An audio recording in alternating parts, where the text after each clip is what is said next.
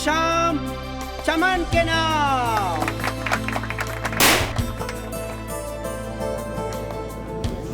Kumar house आज तक page 3 पर देखा था, आज आ भी गए। आपकी डॉटर का कॉलेज कैसे चल रहा है? कहाँ एडमिशन है? बस स्माइल करते रहो। Excuse me. Hi, I'm Prachi, Mr. Kumar's sister. Hi, I am Rachna. आप लोगों को पहले देखा नहीं मैंने। I'm sure आप मेरी भाभी के फ्रेंड्स होंगे, है ना? भाभी? हाँ हाँ प्राची। I think ये लोग आपके फ्रेंड्स हैं।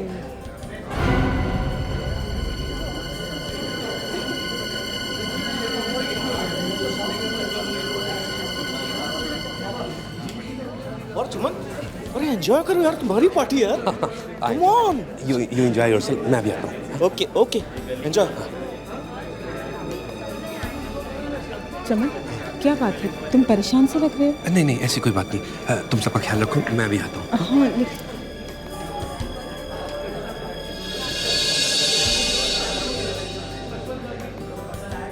हाँ, मैं आ रहा हूँ। हाँ क्रिश, ग्रेट पार्टी यार। थैंक्स। तेरे डैड का जवाब नहीं। हाँ, मैं जल्दी आ रहा हूँ। मैं तेरे से मिलता हूँ अभी। क्रिश, क्रिश कहाँ? आता हूँ मॉम। मॉम, भाभी, भाभी क्या हुआ? ग्रेस, जल्दी से डॉक्टर को फोन करो। हॉस्पिटल लेके चलो। एक्सक्यूज मी, हम लोग सीआईडी से। सीआईडी?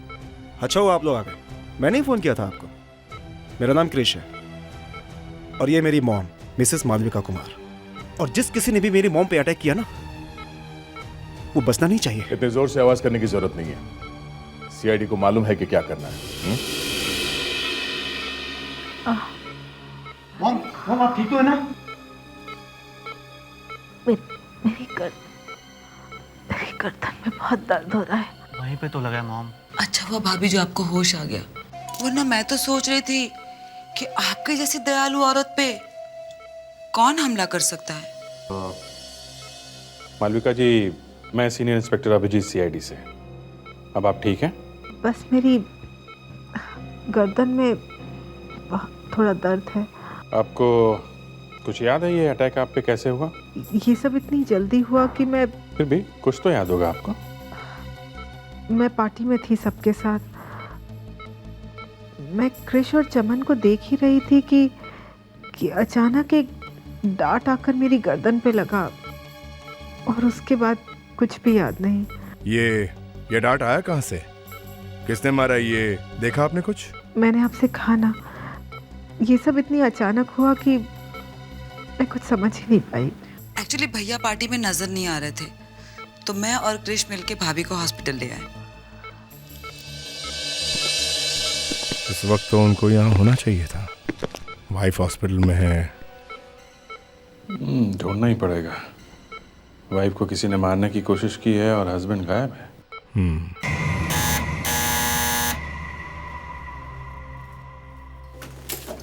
जी सर, कहिए किससे मिलना है?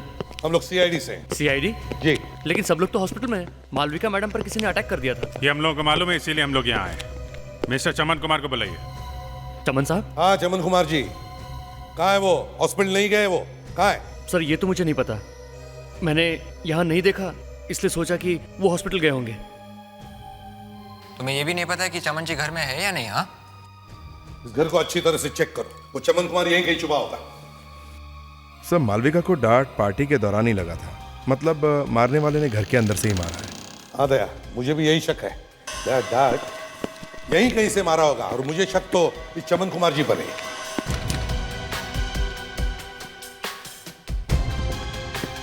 अरे ये दरवाजा क्यों बंद है? क्या हुआ अभिजीत? सर ये दरवाजा बंद है यहाँ पे।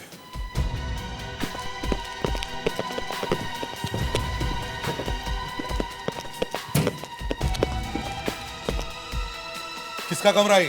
सर ये तो चमन साहब का स्टडी रूम है। चमन साहब का स्टडी रूम? इस कमरे की चाबी तो होगी? नहीं सर। तोड़ना पड़ेगा सर। दया, मैं हूं ना, मैं किस लिए हूं सर? तो चलो ठीक है।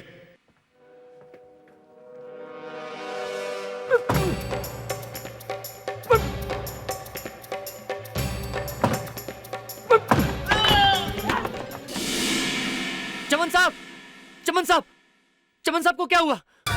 चमन साहब, लगता है यहाँ कोई तूफान आके गया है।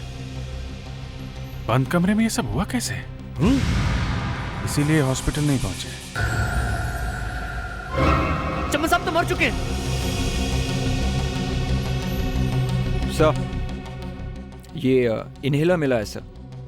शायद चमन जी की मौत अस्थमा अटैक से हुई है सर।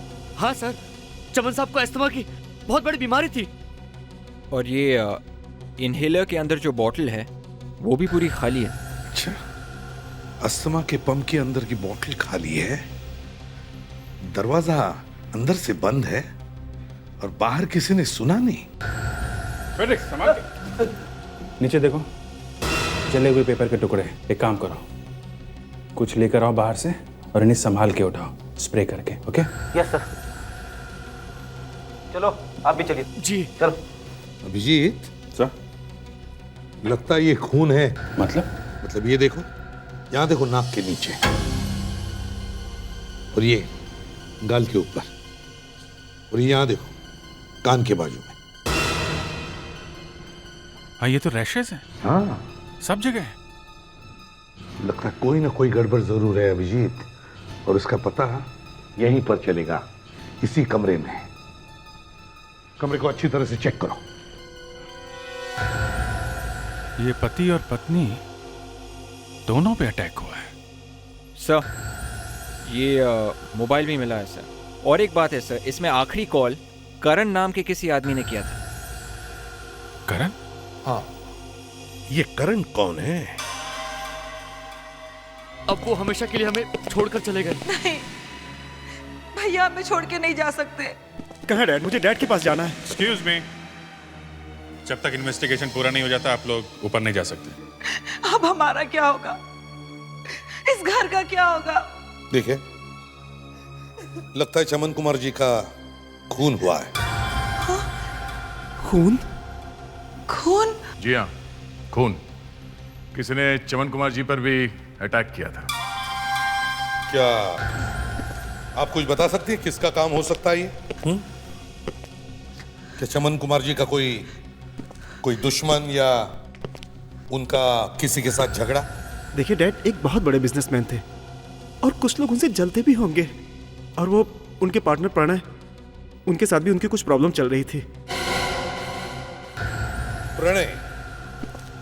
प्रणय बिजनेस पार्टनर है ना?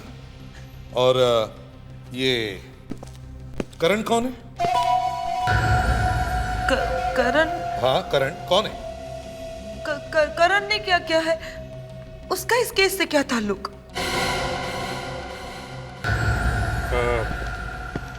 देखिए, करण वो आदमी है जिससे आपके भाई ने आखिरी बार बातचीत की थी। तो हमें लगता है कि करण ने ही उन्हें स्टडी में बुलाया था। मैम,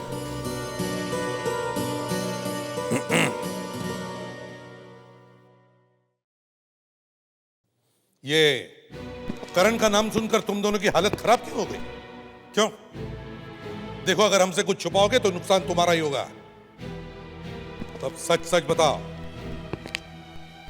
क्या हुआ था? वो एक्चुअली करण चमन भैया का लॉयर है। चमन भैया अपनी वसीयत चेंज कराना चाहते थे। इसका मतलब है करण ने मिस्टर चमन को वसीयत के बारे में फोन किया था? हा? पता नहीं नई विल बनी भी या नहीं। डैड का क्या भरोसा? कहीं ये खून इस वसीयत की वजह से तो नहीं हुआ? क्यों? हाँ? देखो, अगर तुम दोनों कुछ बताना नहीं चाहते तो ठीक है, हम करण से पता कर लेंगे।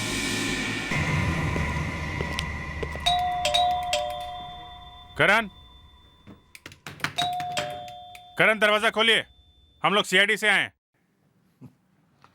जब भी कभी हम सीआईडी वाले किसी के घर पर जाते हैं तो या तो अंदर कोई सोया हुआ रहता है या फिर...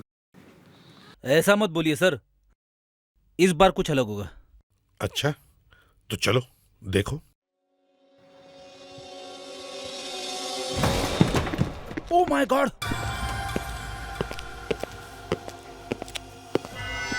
मैंने कहा था ना फ्रेडिक्स, गोली लगी है।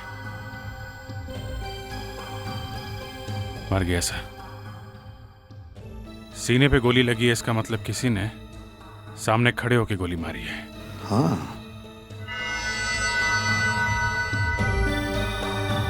हाथापाई के भी कोई निशान नहीं। इसका मतलब है इसे अंदाजा भी नहीं था कि जो भी कोई सामने खड़ा था वो इसे गोली मार दे। सर, ये करण गोली चलाने वाले को जरूर जानता होगा। बिल्कुल सही फ्रेडरिक्स। एक काम करो, देखो चमन कुमार जी की वसीयत यहां इस घर में है क्या, चेक करो अच्छी तरह से।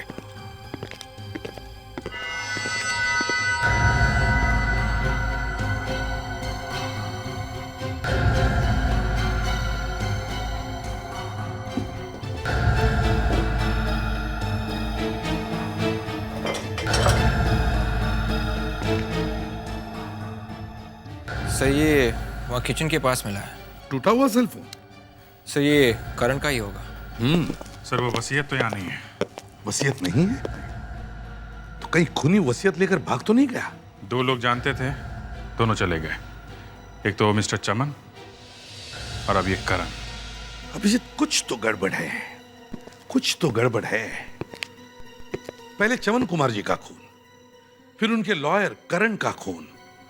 चमन कुमार जी को मरने से पहले आखिरी फोन ये करण ही करता है। इस करण का खून चमन कुमार जी के वसीयत से जुड़ा हुआ जरूर है। तो साहब, ये चमन कुमार और करण की लाशें चुप हैं या कुछ बोलना भी चाहती हैं? लाशें बोलना तो चाहती हैं अभिजीत, लेकिन बोल रही हैं कि सुनने वाला कोई शरीफ आदमी होगा तभी बात करेंगी। शरीफ? डॉक्टर साहब, हमारी शराफत तो दुनिया को मालूम है। आप जल्दी से ही नहीं बता दीजिए। बात तुम्हारी नहीं है, तुम्हारे साथ वो एसीपी भी आने वाला है ना। अगर एसीपी आ रहा है तो फिर नहीं, एसीपी साहब तो कहीं चले गए हैं, वो तो लैब के आसपास भी नहीं भटकने वाले। फिर हम लाशों से बात कर सकते हैं। ये देखो, जैसा तुम दोनों देख रहे हो, लाल रंग के निशान देखो, ये चेहरे पर हैं, ये पूरी बॉडी पर ये पैचेज हैं, और ऐसे ही लाल निशान ये पैरों पर भी हैं। ये देखो, तलवों पर भी, दोनों तलों पर देखो। कोई जबरदस्त एलर्जी हुई है? वो ऐसा है कि चमन कुमार को अस्थमा का जबरदस्त अटैक आया। अस्थमा समझते हो ना, दमा का ऐसा जबरदस्त अटैक आया कि बेचारे की डेथ हो। कमरे में एसी था, ऑक्सीजन की तो कोई कमी नहीं थी, और बाहर से कुछ अंदर आया भी नहीं, तो फिर ये अटैक आया कहां से? अंदर से।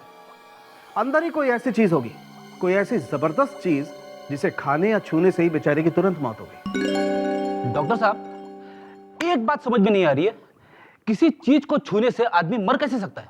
फ्रेडरिक्स, अगर मुझे पता होता तो मैं तुम्हें बता नहीं देता। डॉक्टर तारिका। क्या बात है डॉक्टर तारिका, आप कुछ परेशान लग रही हैं? सब कुछ ठीक है ना? वो जो एनर्जी हुआ करती थी आपके अंदर आजकल दिखाई नहीं दे रही है। कुछ नहीं सर, बस दीदी को लेकर जरा परेशान थी।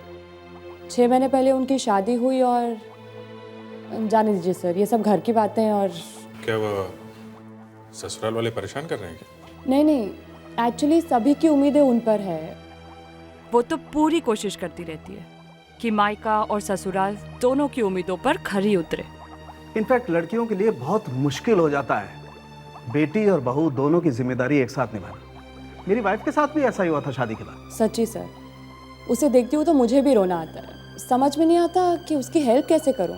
एक आइडिया है, आप अपनी सिस्टर को वो सीरियल दिखाना, अब बाबुल का आंगन छूटे ना। 21 जनवरी से सूरी टीवी पे आने वाली है, सोमवार से गुरुवार रात को 10 बजे। Anyway, let's come to the business. अभी हम चमन कुमार की मौत की बात कर रहे हैं। एक काम करता हूं, मैं इन्फेक्टेड स्किन का टुकड़ा लेकर रेडिएशन करने जाता हूं। पता लगाते हैं आखिर वो क्या चीज है जिसकी वजह से एलर्जी हुई है।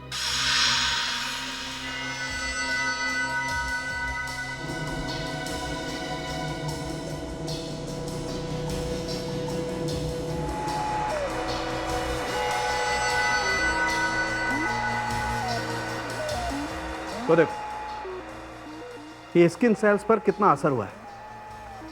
ये जो ग्रीन पैचेस देख रहे हो ना तुम, ये एलर्जी के निशान हैं। किस चीज के? ये पीनट फैट। मूंगफली खाने से जान चली गई। मैं तो आज से ही मूंगफली खाना बंद कर दूंगा। वैसे भी मेरी वाइफ कह रही थी। एक मिनट फ्रेडरिक, अपनी वाइफ को घर छोड़ो, हम यहाँ काम की बात कर रहे हैं। और ये एलर्जी का अटैक बहुत खतरनाक था, एनाफिलैक्सिस। इससे जान भी जा सकती है। जान जा सकती है क्या मतलब डॉक्टर तारिका? जान चली गई है? मतलब किसी को पहले से मालूम था कि चमन कुमार को पीनट से एलर्जी है और पीनट से मारा उसे। सवाल ये उठता है कि चमन के कमरे में पीनट आया कहाँ से? हम लोगों ने जब कमरा चेक किया था तो मूंगफली का एक दाना भी नहीं मिला।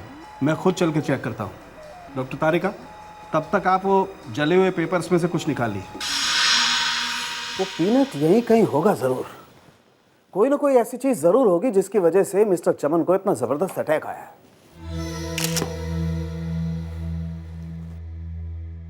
मौत यहीं हुई है बॉस, इसका मतलब वो चीज भी यहीं कहीं होगी जरूर। खूनी ने वो चीज छुपा के रखी होगी। बिल्कुल छुपा के रखी होगी, लेकिन तुम लोग सावधान रहना कहीं तुम्हें ना लग जाए। तुम लोगों में से किसी को एलर्जी तो नहीं है ना पीनट से?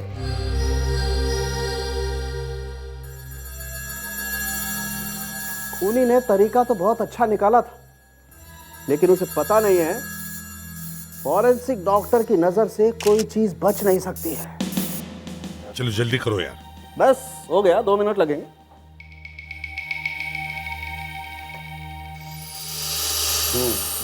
अभिजीत, ये देखो, यहाँ देखो। कुछ सॉल्यूशन जैसा लग रहा है। सॉल्यूशन जैसा?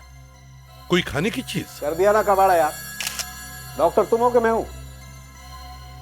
वैसे है सॉल्यूशन जैसी चीज। मतलब पीनट ऑयल?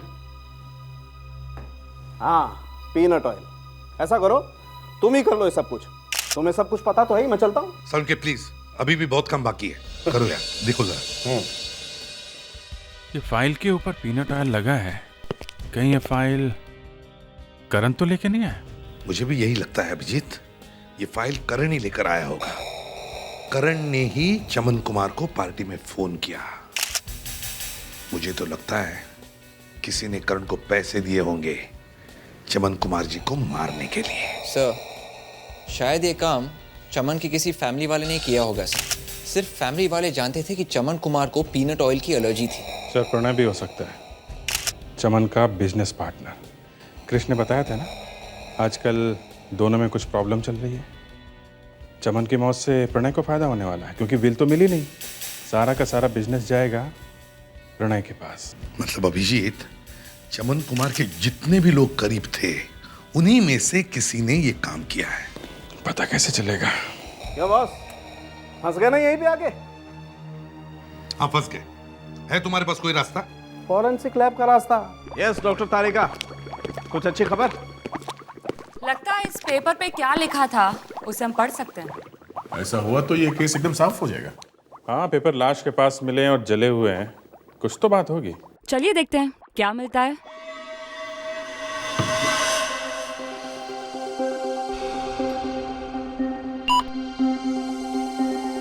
ये इलेक्ट्रॉन माइक्रोस्कोप से पेपर पे लिखी हुई हर चीज बड़ी नजर आती है। जैसे ही रेडिएशन से इस पे गिरेगा, सब कुछ साफ नजर आएगा।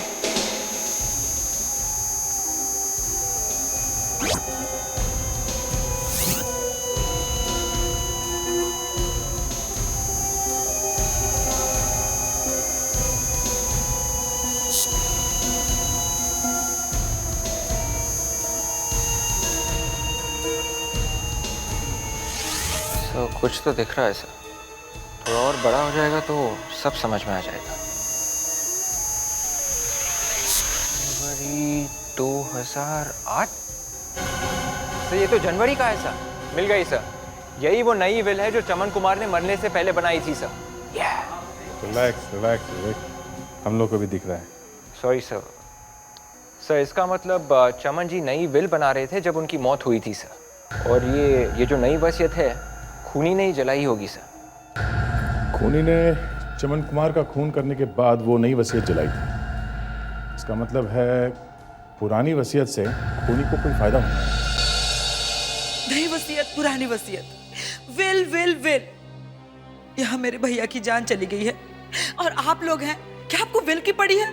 प्राची जी, चमन कुमार जी का खून भी इसी वसीयत की वजह से हुआ है, समझी? और इस वसीयत में गड़बड़ भी इसी परिवार में से किसी ने की है। आप कहना क्या चाहते हैं? अपने भैया का खून हमने किया है। वो जो कोई भी है ज्यादा दिन तक छुप नहीं सकता। हमें छुपाने की क्या जरूरत है? अभी नाटक बंद करो और सच सच बताओ, क्रिश कहाँ है? कहाँ है क्रिश? मुझे क्या पता, गया होगा अपनी माँ के पास हॉस्पिटल में। प्राची बुआ, अरे भाभी आप?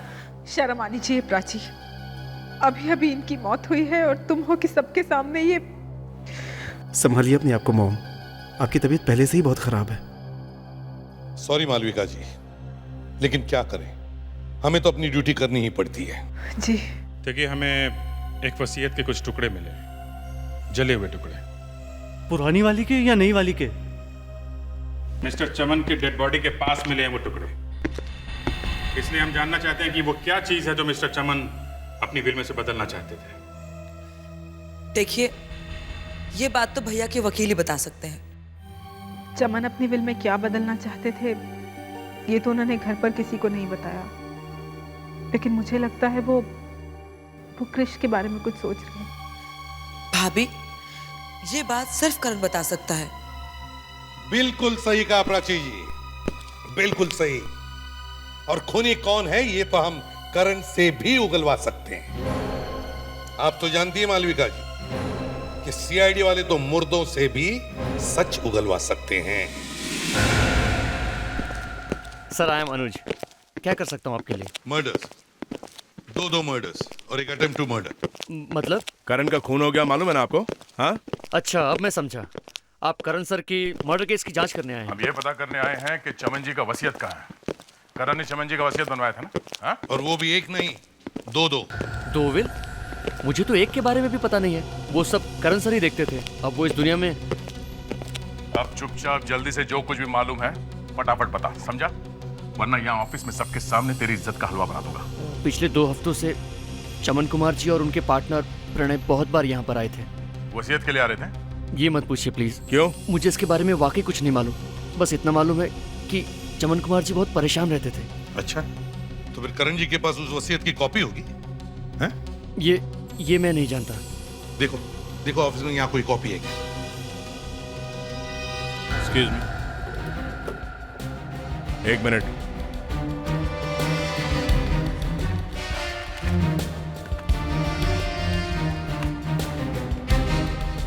किसके पास हो सकती है ये वसीयत की कॉपी? शायद डायना मैडम को पता होगा। नहीं सर, वसीयत के कोई पेपर्स नहीं है। अच्छा, ये डायना मैडम को कैसे पता होगा? है? ये डायना मैडम है कौन? डायना मैम करण सर की जूनियर हैं और जितने भी सीक्रेट पेपर्स होते हैं वो सब डायना मैम ही रखती हैं। कहाँ है ये डायना मैडम?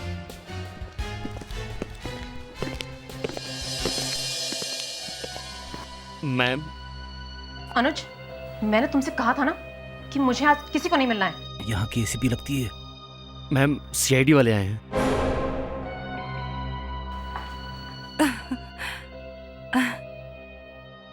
करण सर की मौत से हम सब अभी भी बहुत शोक में हैं। देखिए डायना जी, चमन कुमार और करण जी के खून में एक बात कॉमन है, वो है चमन कुमार जी का विल, वसीयत।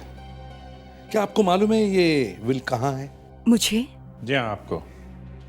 इस ऑफिस का सारा कॉन्फिडेंशियल काम तो आप ही देखती है ना।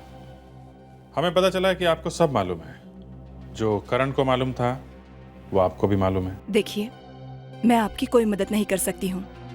पिछले 10 दिन से तो मैं मनाली में थी, अपनी आंटी के पास। तो आप 10 दिन की छुट्टियों पर गई थी, मनाली गई थी। फिर ऑफिस लौटने के बाद क्या आपको कुछ पता चला, ऐसे कुछ गड़बड़ वगैरह हुई है?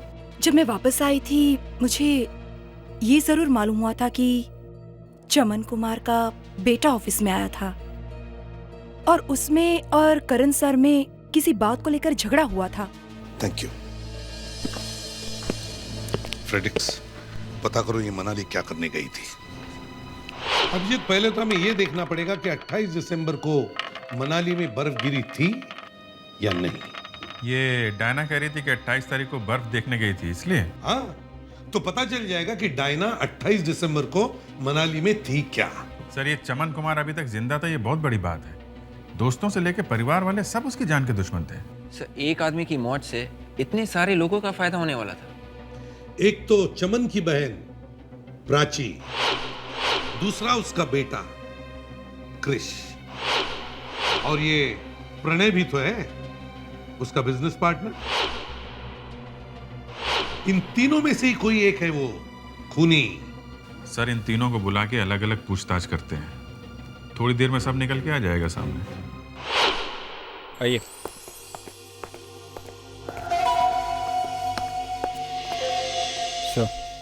आइए आइए आइए।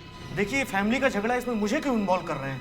इसमें मेरा क्या लेना देना है? वो हम लोग देखते हैं आपका लेना देना है कि नहीं। इनसे पूछिए ना। और हमने किया ही क्या है? अभिजीत, तुम जरा प्रणय को वहां बिठाओ और पूछताछ करो। आइए प्रणय जी आइए। कम। ये आपका और चमन जी के बीच में have a seat please.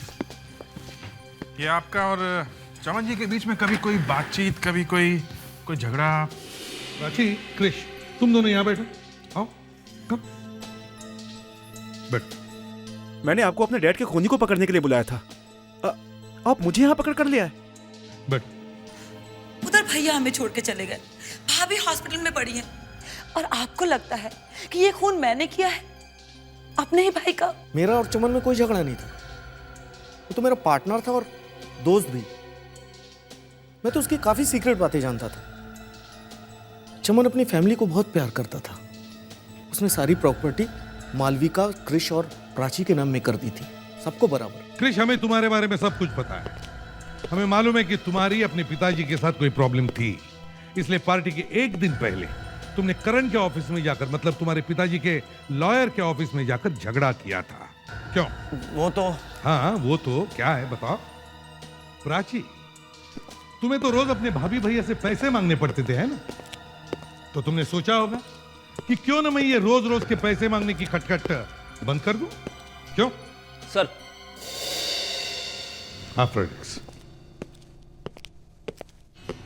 Sir Diana कहीं नहीं गई थी, यहीं पे थी। उसके मोबाइल फोन से एक भी रोमिंग कॉल नहीं की है, सारी कॉल्स यहीं की है, लोकल कॉल्स। ये देखिए सर। और सर जब चमन की मौत हो गई तो थोड़ी देर बाद ही उसने करण को फोन कर दिया। मौत की थोड़ी देर बाद उसने करण को फोन किया? करण को फोन?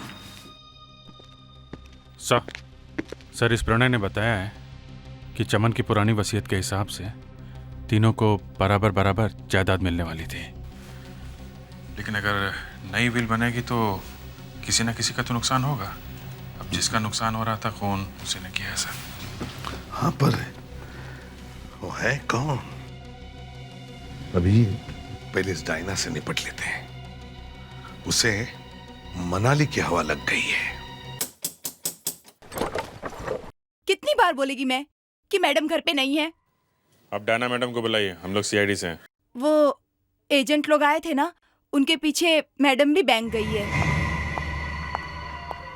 वाह, दूसरों के लॉकर से भी चोरी करना शुरू कर दिया। सर आप लोग कहाँ घुसे आ रहे हैं? एक मिनट, ये लॉकर करण का है ना? देखिए इसकी चाबी तुम्हारे पास कहाँ से आई? हाँ? देखिए आप लोग इस तरह अंदर नहीं आ सकते। देखिए मैनेजर साहब, हमें अपना काम करने दीजिए। पैट्रिक्स, लेके जाओ इनको। चलिए आप प्लीज। मेरा भी नाम लिखवाया था करण ने। अब ज्यादा कुछ बोलने की जरूरत नहीं है, सब कुछ सामने आ गया। हाँ जी, देखें तो सही क्या है इसमें। ओहो, इतने पैसे, सीडी, करीब 25 लाख रुपए। ये करण लॉयर था या बिजनेसमैन? मैं अपने आप को रोक नहीं पाई। इतना बड़ा चांस था मेरे सामने, मुझे लालच आ गया था। एक दिन मैंने करण सर को फोन पे किसी से नई वसीयत के बारे में बात करते सुना। वो कह रहे थे कि वो नई वसीयत को जला देंगे और चमन कुमार को भी साफ कर देंगे। तो करण किसी के साथ वसीयत के बारे में डील करने वाला था। कौन था वो? पता नहीं किसका कॉल था, मैंने तो सिर्फ करण सर की आवाज सुनी थी। तुमने कहा कि तुमने करण को फोन पे बात करते हुए सुना कि नई वसीयत को वो जलाने वाला है, लेकिन वसीयत के जले हुए टुकड़े तो हमें चमन कुमार के स्टडी रूम से मिले। तो फिर ये कौन सी वसीयत है? करण सर एक बहुत स्मार्ट लॉयर थे। उन्होंने चमन कुमार के यहाँ विल की कॉपी जलाई थी, सिर्फ अपनी डील पूरी करने के लिए। और बाद में असली कॉपी दिखाकर वो उस आदमी को ब्लैकमेल करने वाला था। मुझे लगा कि मैं भी थोड़े पैसे कमा सकती हूँ। मैं करण सर के पास गई, उनको ये बताने के लिए कि मुझे सब कुछ मालूम है, मगर करण सर तो उल्टा मुझे ही धमकाने लगे। मुझे गुस्सा आ गया और मैंने उन्हें शूट कर दिया। करण ने चमन को मारा और तुमने करण का खून कर दिया, लेकिन अभी तक उसका पता नहीं चला जिसने ये सब प्लानिंग बनाई और 25 लाख रुपए दिए।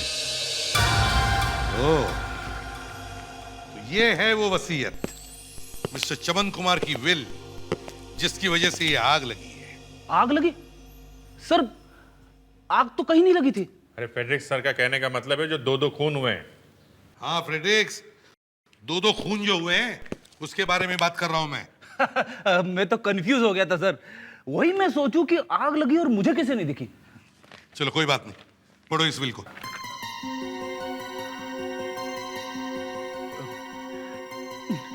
मैं चमन कुमार अपने पूरे होशो हवास से लिख रहा हूं कि मेरा सारा पैसा, मेरी जायदाद। अरे सर, क्या है? आए? ये क्या चक्कर है सर?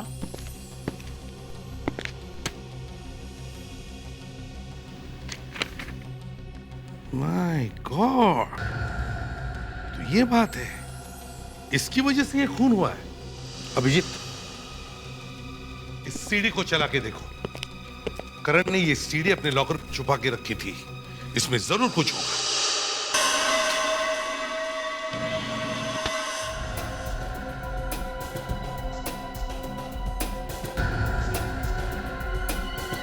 माय गॉड, किसी ने सोचा भी नहीं होगा कि ऐसा हो सकता है। अभिजीत, इस चमन कुमार के पूरे परिवार को बुलाओ। हाँ सर, अब तो सबको बुलाना ही पड़ेगा।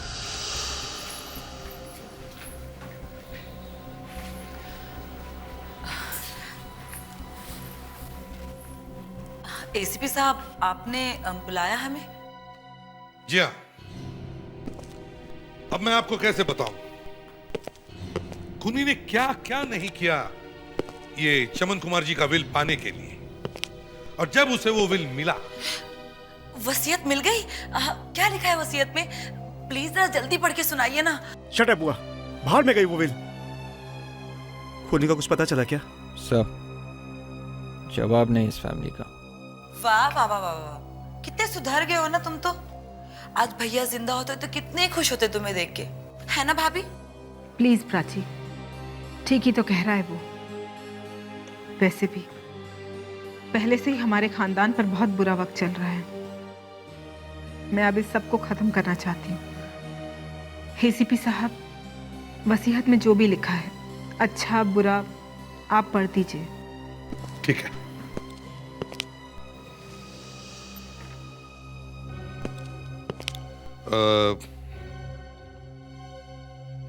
नहीं अभिजीत, जरा तुम ही पढ़ लो। मैं?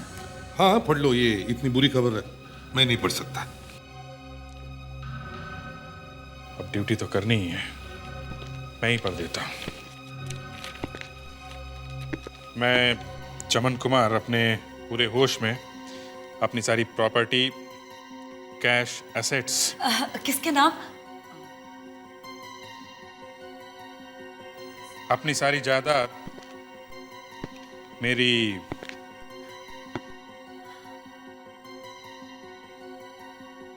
बेटी डायना के नाम कर रहा हूं।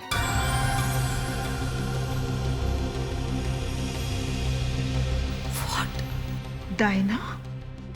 ये आप क्या कह रहे हैं? भाभी ये क्या हो रहा है? मैं कुछ नहीं कह रहा हूँ, ये तो चमन कुमार जी ने खुद लिखा है। डैडी का दिमाग खराब हो गया था क्या?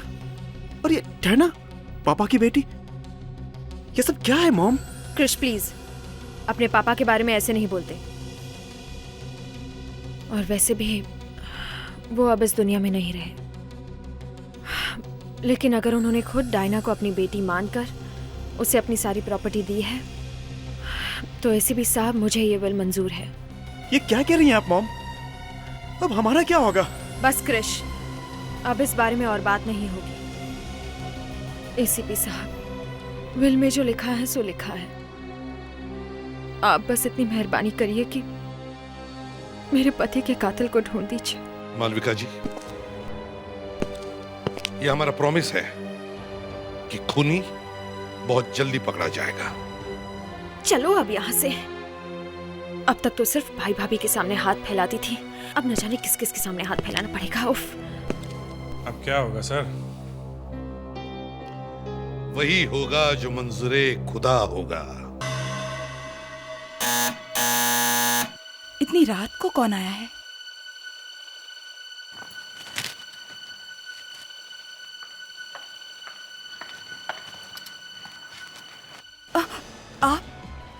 आप यहाँ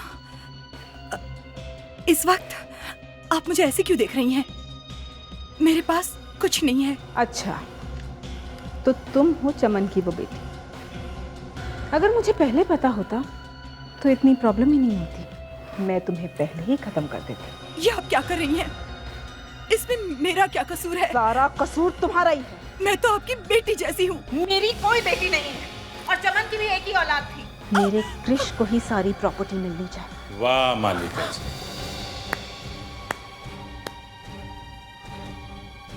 सीआईडी? सीआईडी यहाँ? इसका मतलब ये आप लोगों की चाल थी मुझे पकड़ने के लिए। क्यों, प्लानिंग सिर्फ आप ही कर सकती हैं? हैं? वैसे मान गए आपके दिमाग को। बहुत टैलेंटेड है आप, काफी अच्छी एक्टिंग कर लेती है। ये सब इसी की वजह से हुआ है, इसी ने हमारे खानदान को बर्बाद किया है। पार्टी की रात तो चमन जी की सिर्फ बॉडी का खून हुआ था, अंदर से तो वो बहुत पहले मर चुके थे। उन्हें आपकी प्लानिंग ने नहीं, आपके धोखे ने मारा था।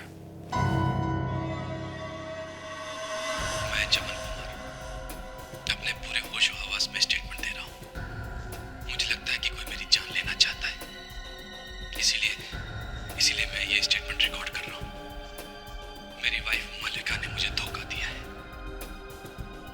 इतना बड़ा झूठ, जिस बेटे को मैंने 24 साल इतने प्यार से बड़ा किया, आज पता चला वो मेरा खून ही नहीं। लेकिन मैं अपनी मेहनत की कमाई को किसी बेईमान के हाथ में नहीं जाने दूंगा। मेरी सारी प्रॉपर्टी, कैश, इन्वेस्टमेंट्स मेरी छोटी बहन प्राची को मिलेगा। तो आप लोगों ने विल के बारे में मुझसे झूठ कहा? आपका असली चेहरा सामने लाने के लिए। आपके नए विल में सब कुछ प्राची को मिलता है। अब आप तो जाएंगी जेल और आपका बेटा क्रिश आएगा सड़क पे। ऐसा कभी नहीं होगा। अगर किसी ने हिलने की भी कोशिश की या मुझे रोकने की कोशिश की तो मैं इसे मार दूंगी। छोड़ो उसे। मैं कुछ भी कर सकती हूँ। देखिए, आप हट जाइए। ऑफिसर हट जाइए। छोड़िए आप प्लीज। मैं मार सकती हूँ, मैं कह रही हूँ मैं मार सकती हूँ।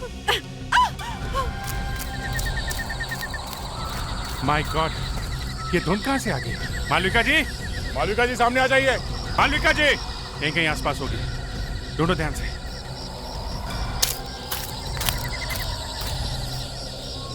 मालविका जी,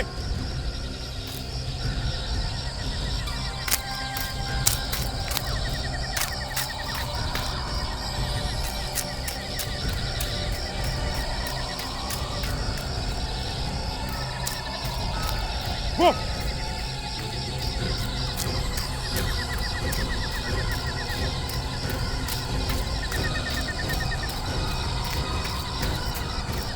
अरे बाप रे! बस बस मालविका जी, बहुत भाग लिया आप। आराम करने का टाइम आ गया है। मैं कहाँ हूँ? Freddy, good job Freddy. कौन फ्रेडी? अरे ये आवाज तो जानी पहचानी सी लगती है। ये तुम्हारे अंकल की आवाज है। अंकल? कौन अंकल? ये तो गया। फ्रेडी, फ्रेडी होश में आओ। फ्रेडी, चलो। संभाल के। इस बेचारे ने तो अपना काम कर दिया, अब बाकी जिंदगी आपको शायद जेल में ही काटनी पड़ेगी।